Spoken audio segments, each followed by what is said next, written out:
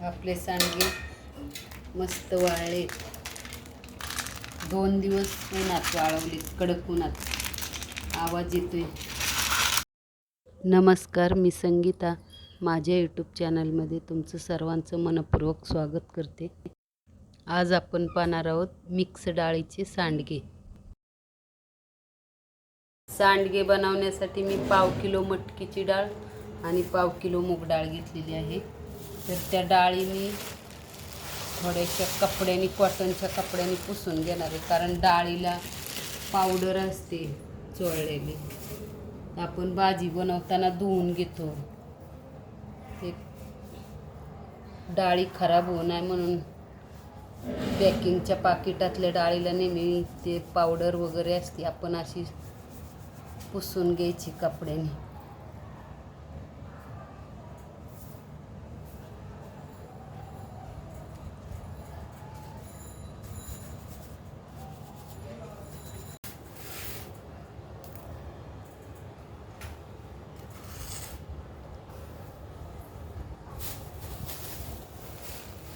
आणि ही मूग डाळ माझी घरचीच आहे, त्यामुळे हिला काय पावडर वगैरे चोळलेली नसते, त्यामुळे मी अशी घेतली आहे.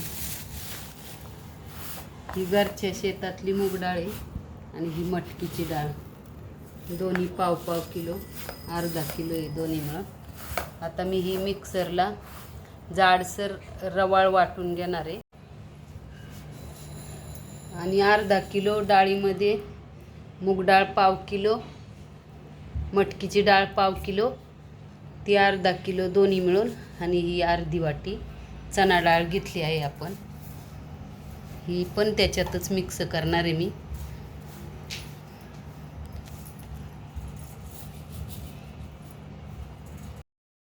आपल्या तिन्ही डाळी मिक्सरला जाडसर वाटून घेतलेल्या आहेत.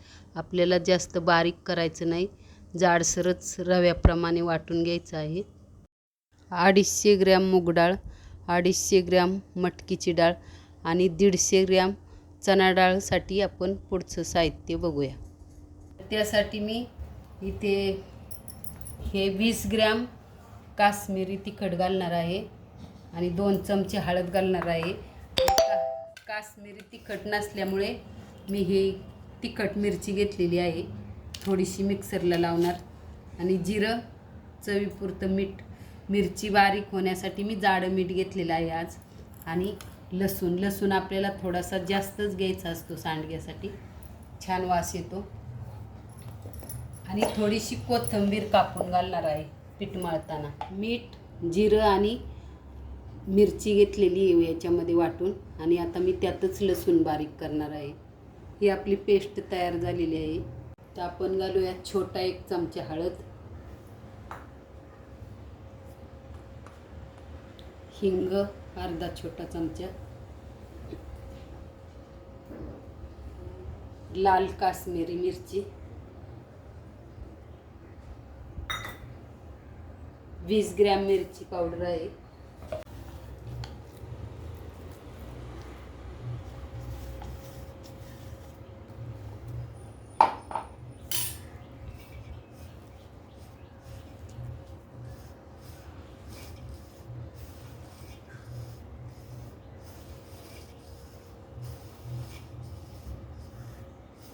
आता आपण याच्यात थोडं थोडं पाणी घालून पीठ मळून घेऊया व्यवस्थित.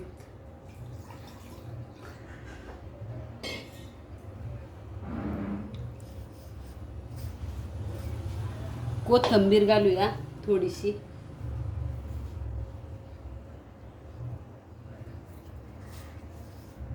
कोथिंबीर नाही घातली तरी चालेल, पण कोथिंबीर घातल्याने छान स्वाद येतो आपल्या सांडग्याला. आता थोडं थोडं पाणी घालून आपण मळून घेऊया. फक्त मटकीचे डाळीचे सांडगे सुद्धा छान होतात. मिक्सरच्या भांड्याला आपलं अद्रकचं, जिरीचं पेस्ट केलेली मसाला चिकटलेला आहे, त्यामुळे भांड्यानेच पाणी घ्यायचं. आणि सांडग्याची भाजी सुक्की बनवली तरी छान बनते, पातळही छान बनते. सांडगे बनवायला खूप सोपे असतात. बिलकुल कठीण नसतात, पण खायला चविष्ट असतात. पण हे पीठ नेहमी सांडग्याचं जरा लवकरच मळून ठेवायचं, 1-2 तास अगोदर मळून ठेवायचं. म्हणजे भिजलं ना तर चांगले सांडगे होतात त्याचे. असं थोडं थोडं पाणी घ्यायचं, एकदम पाणी ओतायचं नाही आपल्याला.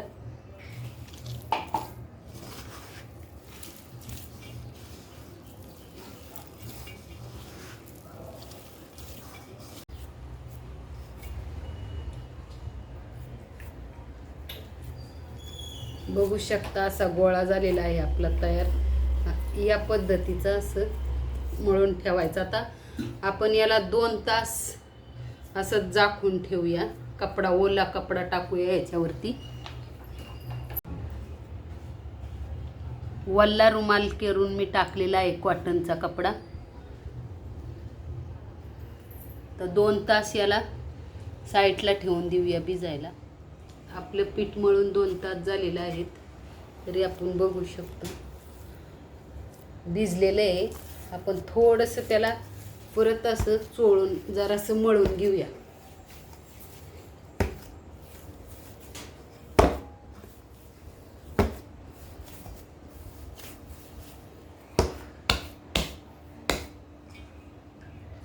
आणि असं पाण्यात हात बुडवायचा.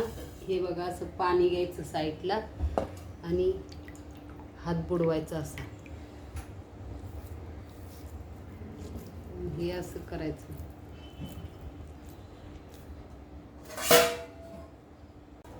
असं ताटाला थोडंसं तेल लावून घेऊया. जास्त पण तेल लावायचं नाही, नाहीतर सांडगे वाळल्याच्या नंतर तेलाचा तेलकट वास येतो. थोडं थोडं चोळून घ्यायचं.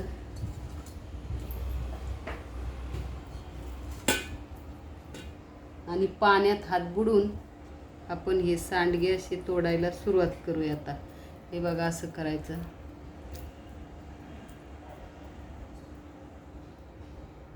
असं अंगठा आणि अंगठ्या शेजारच्या बोटाने असं टाकायचे सांडगे, 3 बोटाच्या साहाय्याने. जास्त मोठेही नाही करायचे, एकदम बारीकही नाही करायचे, मिडियम साईजचे करायचे.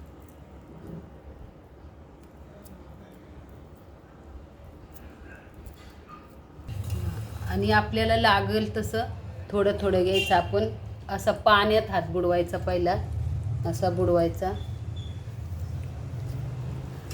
आणि असं करायचं. आणि हा कपडा आपल्याला ओलाच ठेवायचा आहे, पाणी मध्ये मध्ये शिपडत राहायचं.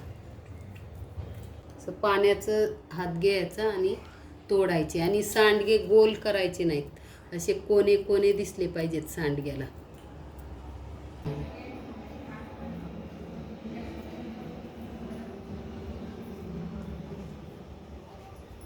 ओमकार पण सांडगे तोडायला मला मदत करत आहे. बघा कसे छान सांडगे तोडतोय तो. समोसा शिप छान आहे, छान आहे. आपले सगळे सांडगे तोडून झालेले आहेत. आता आपण नेऊया खाली उन्हात सुकायला. आपले सांडगे मस्त वाळले, 2 दिवस उन्हात वाळवले, कडक उन्हात. आवाज येतोय. तुम्ही असे सांडगे नक्की करून बघा. आजची रेसिपी कशी वाटली हे जरूर कळवा. आणि अशाच बनवायला सोप्या पण खायला चविष्ट रेसिपी पाहण्यासाठी चॅनलला सबस्क्राईब करा.